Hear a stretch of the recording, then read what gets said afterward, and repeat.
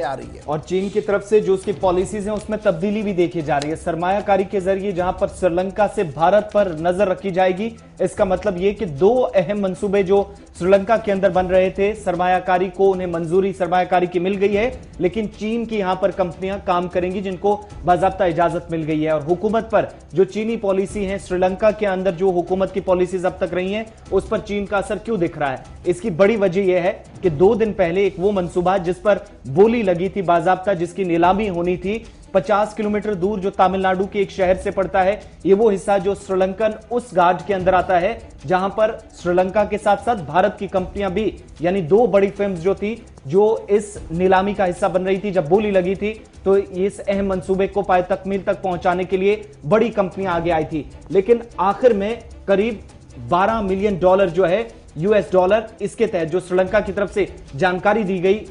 श्रीलंका की मीडिया की तरफ से भी, कि ये जब बोली लगी तो चीन की कंपनी और भारत की तरफ से भी 2 कंपनियां जिनको मंसूबा दिया जाना था, या जो कोई भी इस बिड को जीतता तो उसको ये कंपनी, ये जो मंसूबा है उस कंपनी को सौंपा जाना था। इसमें चीन की एक बड़ी कंपनी कामयाब हुई है। अब श्रीलंका में, यानी भारत से सिर्फ 50 किलोमीटर की दूरी पर एक मंसूबा श्रीलंका के अंदर बनेगा सोलर एनर्जी का। उस सोलर एनर्जी के उस प्लांट को, उस बड़े मंसूबे को श्रीलंका की नहीं, भारत की नहीं, बल्कि भारत से चंद किलोमीटर की दूरी पर चीन की एक बड़ी कंपनी जो है वो पाए तकमील तक पहुंचाएगी। और 2 बड़े अहम मंसूबे जो चीन की एक बड़ी कंपनी के खाते में इस बोली के बाद चले गए हैं। तमिलनाडु के रामेश्वर इलाके से सिर्फ 45 किलोमीटर दूर जाफना पेनिनसुला, आपने कई बार जब LTT की जंग चल रही थी तो आप इस पेनिनसुला के हवाले से बात सुन रहे होंगे, वहां पर अब चीन जो है वो अपनी सरगर्मियां तेज करेगा और उन्हें जो कॉन्ट्रैक्ट मिला है वो सोलर एनर्जी पावर प्रोजेक्ट का मिला है। 3 मकामात पर उन्हें लगाना है और माना जा रहा कि यहां से